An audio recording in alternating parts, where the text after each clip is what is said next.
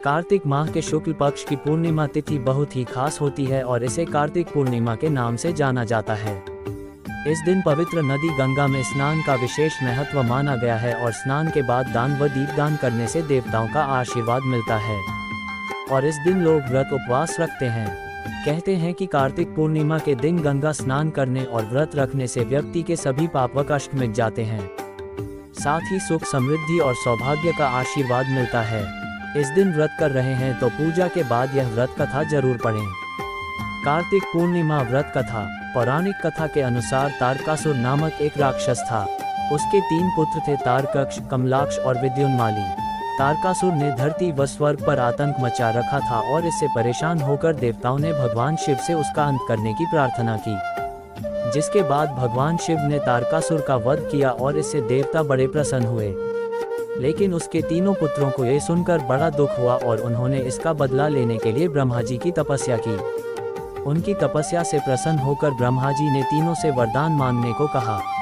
तीनों ने ब्रह्मा जी से अमर होने का वरदान मांगा, लेकिन ब्रह्मा जी ने उन्हें इसके अलावा कोई दूसरा वरदान मांगने को कहा।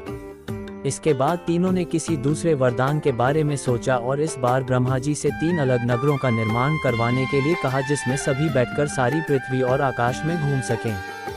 1000 साल बाद जब हम मिलें और हम तीनों के नगर मिलकर एक हो जाएं और जो देवता तीनों नगरों को एक ही बाण से नष्ट करने की क्षमता रखता हो, वही हमारी मृत्यु का कारण हो। ब्रह्मा जी ने उन्हें ये वरदान दे दिया। ब्रह्मा जी के कहने पर मयदानव ने उनके लिए 3 नगरों का निर्माण किया। तारकक्ष के लिए सोने का, कमला के लिए चांदी का और विद्युन्माली के लिए लोहे का नगर बनाया गया। तीनों ने मिलकर तीनों लोकों पर अपना अधिकार जमा लिया। इंद्र देवता इन तीनों राक्षसों से भयभीत हुए और भगवान शंकर की शरण में गए। इंद्र की बात सुन भगवान शिव ने इन दानवों का नाश करने के लिए एक दिव्य रथ का निर्माण किया। इस दिव्य रथ की हर एक चीज देवताओं से बनी।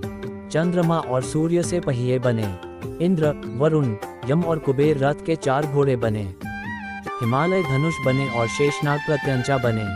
भगवान शिव खुद बाण बने और बाण की नोक बने अग्निदेव। इस दिव्य रथ पर सवार हुए खुद भगवान शिव। भगवानों से बने इस रथ और तीनों भाइयों के बीच भयंकर युद्ध हुआ। जैसे ही ये तीनों रथ एक सीध में आए, भगवान शिव ने बाण छोड़ तीनों का नाश कर दिया। इसी वध के बाद भगवान शिव को त्रिपुरारी कहा जाने लगा।